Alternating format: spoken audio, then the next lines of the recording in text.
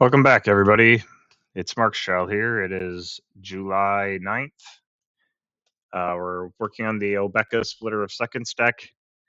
We have just hit Diamond, so it's just kind of a quick Diamond recap. We'll get some gameplay in at the end, and that's all we're going to do today. So, pretty straightforward.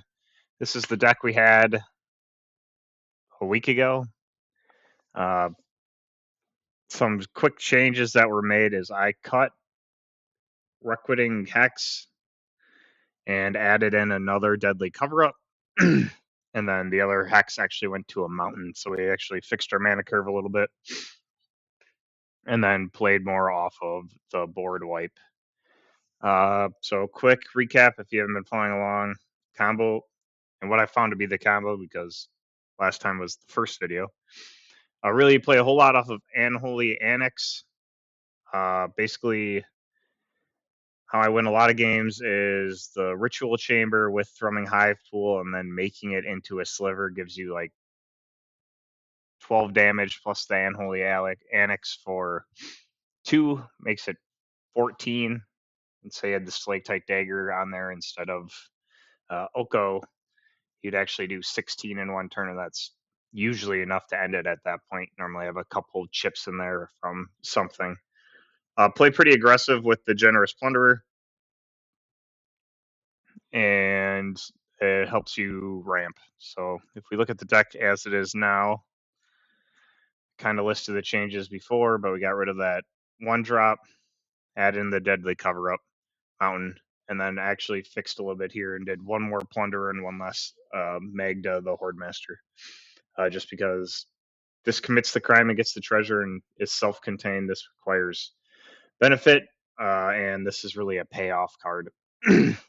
It also works as kind of the same as the Ritual Chamber, where once you get the 3 treasures, you can make a dragon, which you can do the same thing if you're struggling, especially if they have a lot of land blockers. So what normally happens is you get kind of squared up against each other, just jump blocking, and then going through the air normally wins the game, or even an air blocker. I like the split of Deadly Cover-Up and Villainous Wrath. I've won a couple games by my opponent has a bunch of creatures, and this targets, which can also create a treasure token, but really it's, if they built up a board, sometimes like you can get a nice 7 damage off there, and that's enough to win the game. And then obviously Deadly Cover-Up lets you guarantee better card draws, usually is really the benefit. Sometimes, you get rid of a win condition or something, but largely I think Deadly Cover-Up strength is just if you pull out a card that they need, even if it's not like a win con like Ouroboros or something, but like say you're running against this deck and I pulled off all the Obekas, it's just 3 less good cards they have, and so they're more likely to dead draw on a land. So that's one of the high strengths of Deadly Cover-Up, and generally, they kill one of these 2 cards because they have to. So you'll be sitting at 6 collect evidence just by one of those things happening. So with that being said, that's kind of the strat here. While we're waiting in queue, I'll just kind of cover up matchup strengths. It's been doing really well against like Jeskai and 4-color control. It does okay against green, and the Izzet cards that decks that aren't Prowess. Prowess is still a huge issue. Bitter Triumph really our only hope, as they have for instant removal, but it also hurts ourselves. So we'll tend to go low in health and then swing back with Unholy Annex in health. So first game at Diamond here.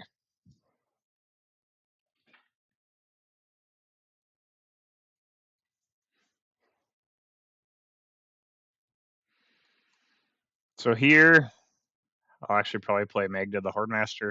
A lot of times, if you have Unholy Annex, I'll go with the Stalactite Dagger to get that ping back. Maybe I should have did it here, but if you just hit a land, now I'll be able to get off the Throwing Hive Pool anyway.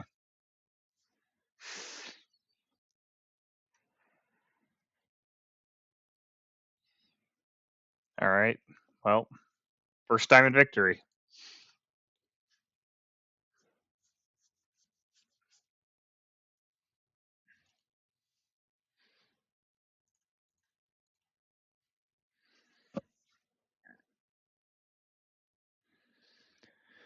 Other matchups.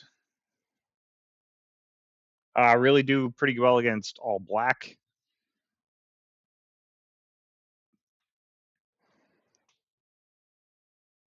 I'm actually going to keep this. It's risky with the one color, but having that much control will let us get up there, and then just based off deadly cover up, I'll probably hit another land as we go, so not too worried about it.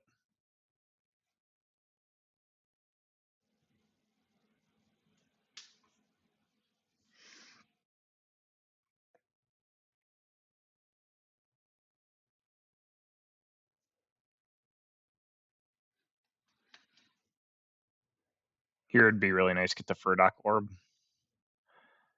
Most of the complex decisions are just when to heal, when not to.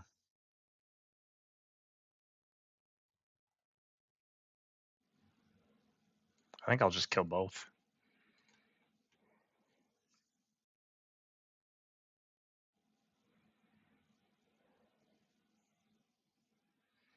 Two and two.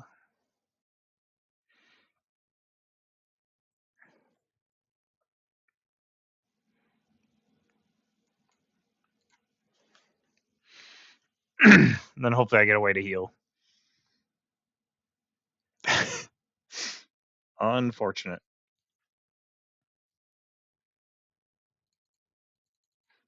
I only forced tapped land.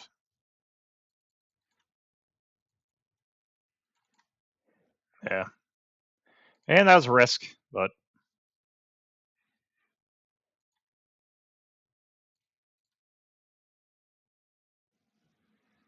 I was not fully expecting straight for base burn there.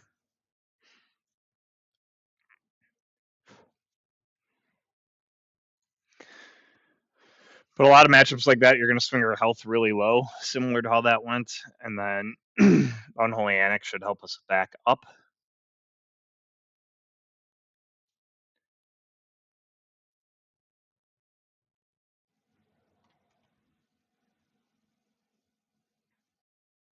I really don't like this one.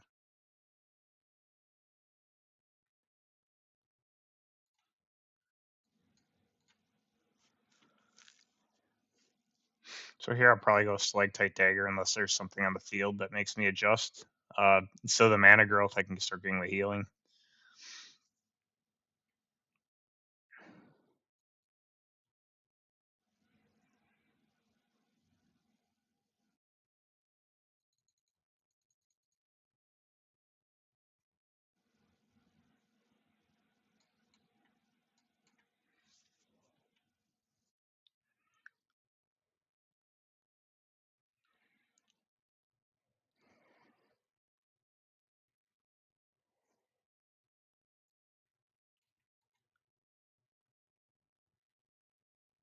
No point.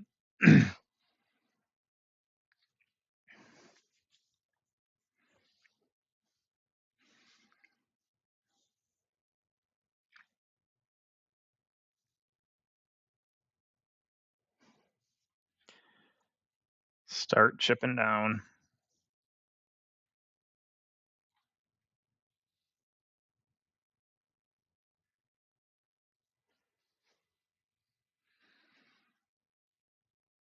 Now I'm kind of worried about Counterspell. So if he does something to destroy this, I'll probably just create over here.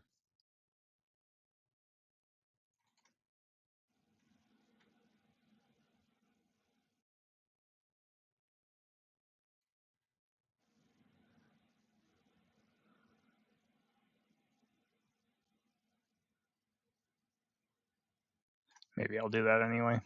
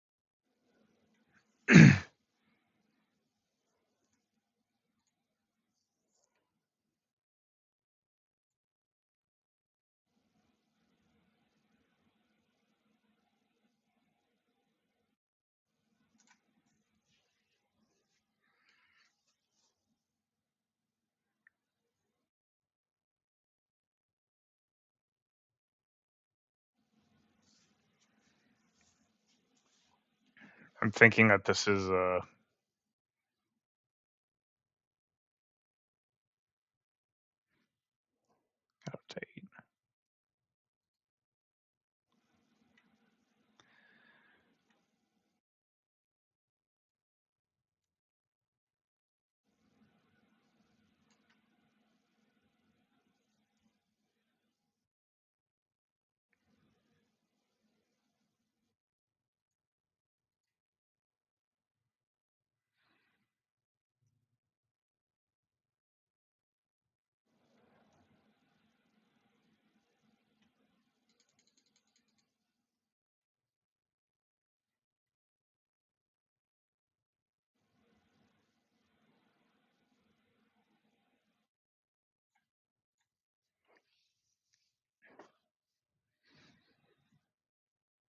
An Ugin deck. That's what I was trying to say. I think it's an Ugin deck.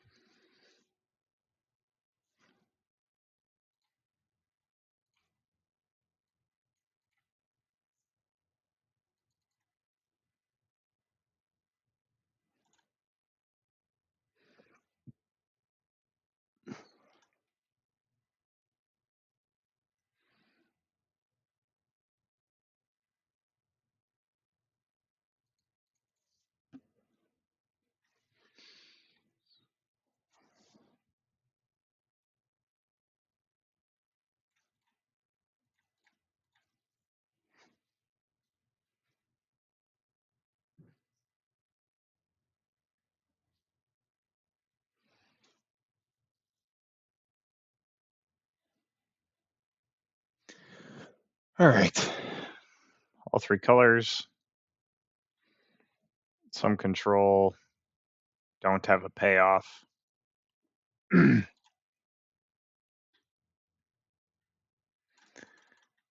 But 8 cards and a few draws. We should get one. So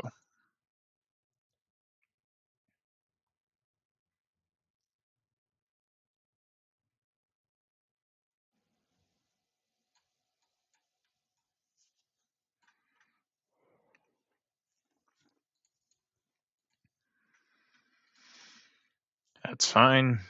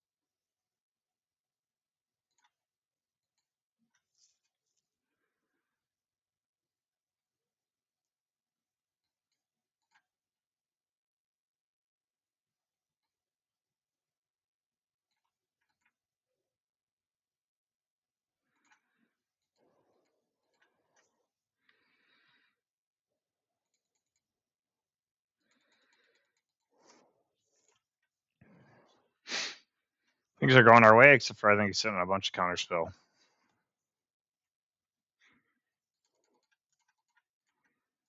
So I could just get a complex creature here.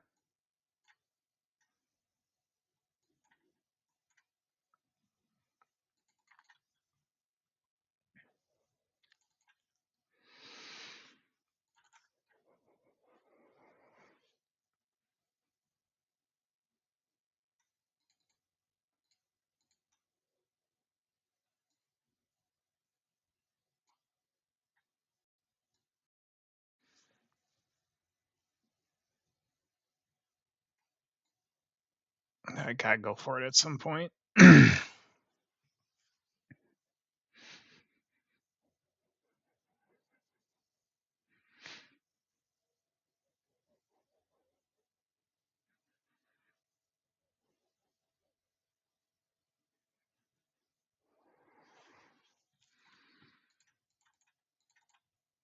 Unfortunately, I'm sitting on so much removal against the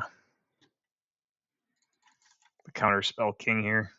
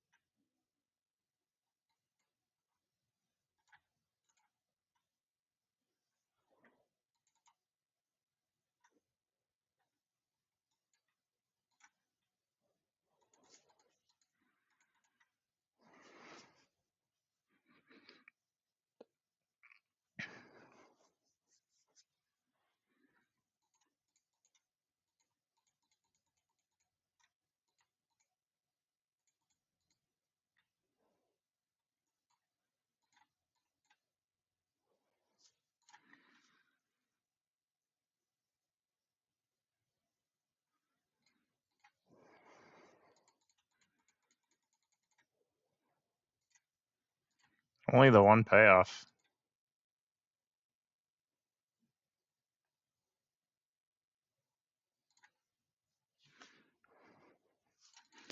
Good game.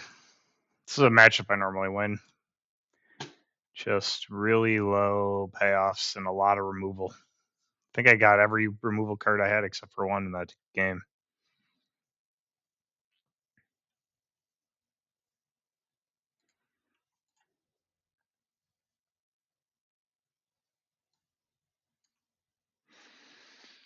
Seven of my 9 removal cards. 10 removal cards.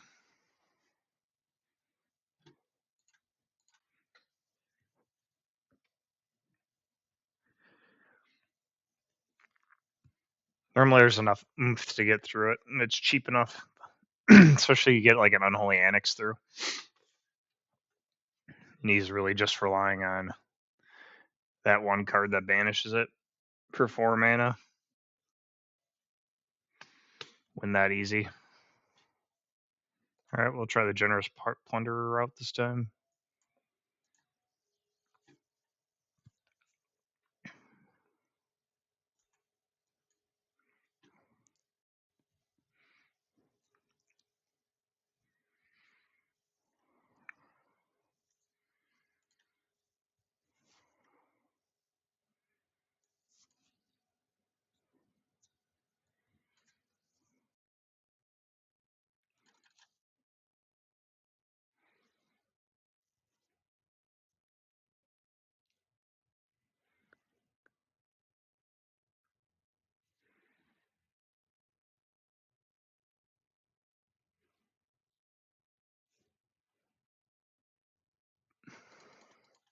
Ugin deck.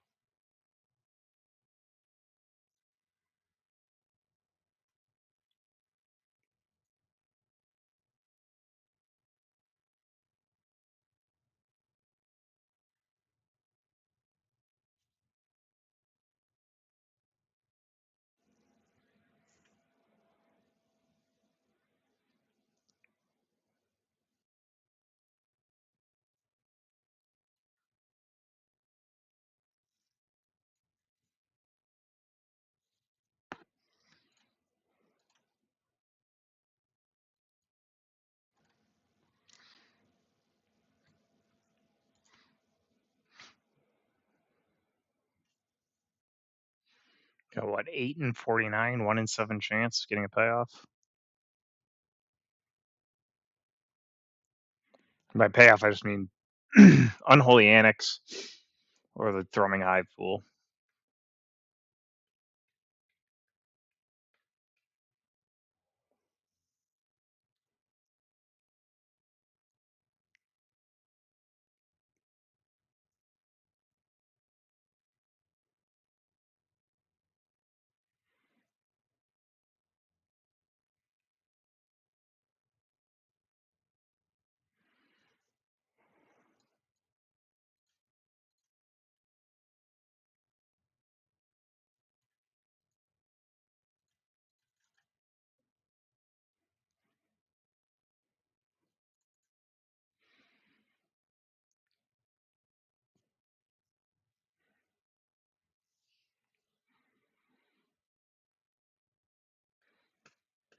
Unfortunate.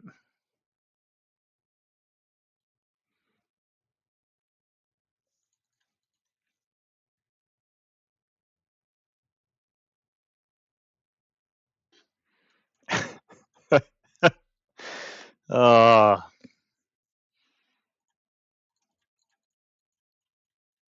really put me on the bad luck card draw here.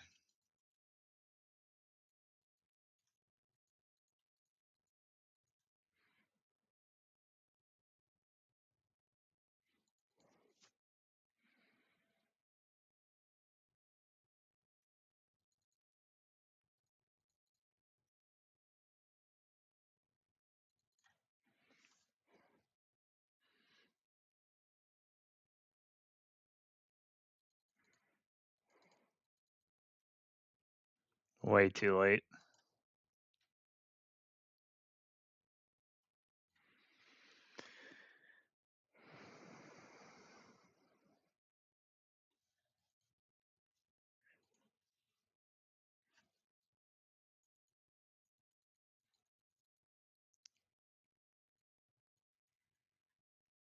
I mean, this is another normal deck that normally loses, but we're he drew 2 against right away.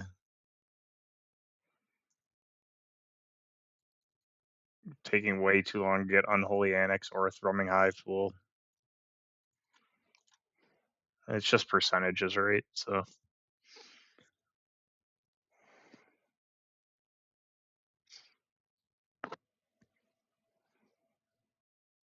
you know, 1 in 10 chance, 1 in 9 chance, 1 in 8 chance, 1 in 6 chance, 1 in 7 chance.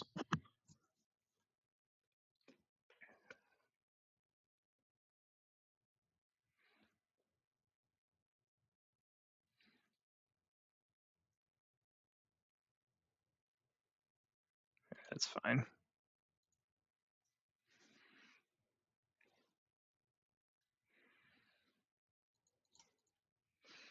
Fine to lose now.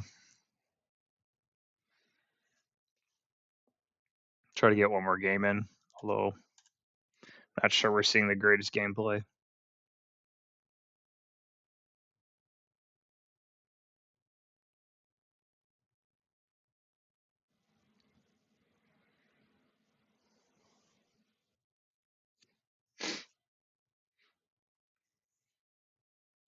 This is more of like an ideal hand.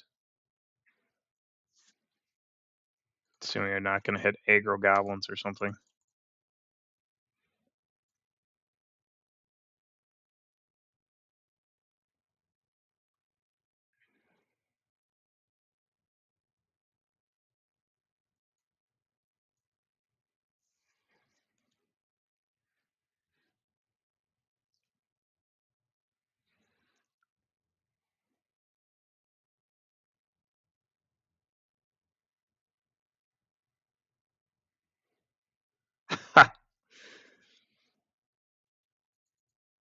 Well,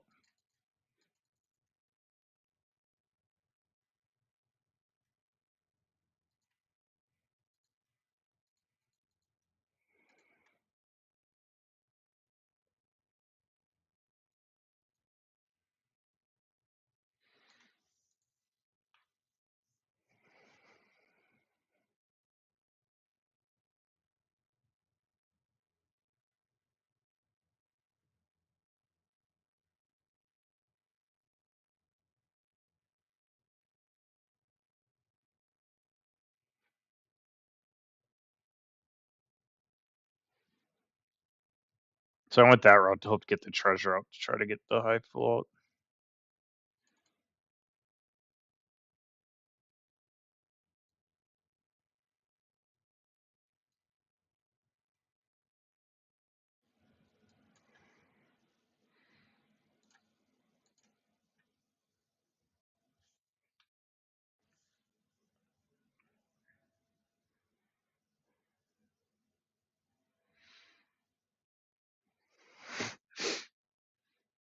Guy doesn't play creatures.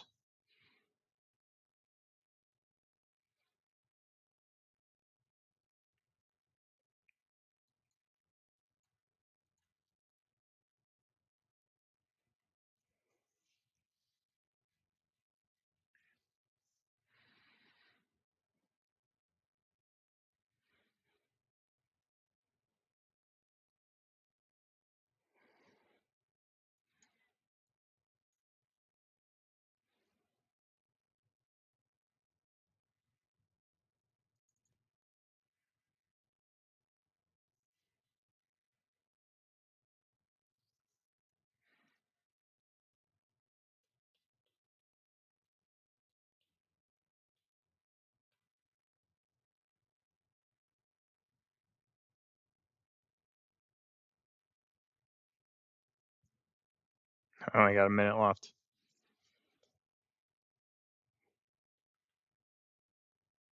One, two, three, four. Set 14. That'll be game.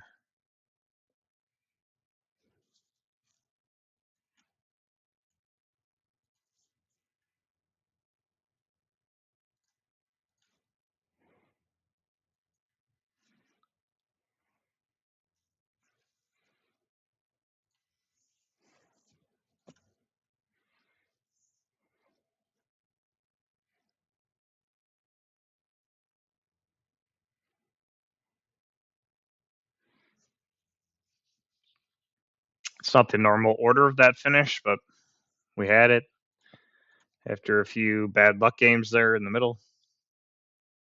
But yeah, that was gameplay for today. Kind of the general loop. Kind of went over matchups. Hopefully this keeps inspiring you guys to keep building your own decks. And check back in for the deck recap here at the end of July. Until then, keep on brewing.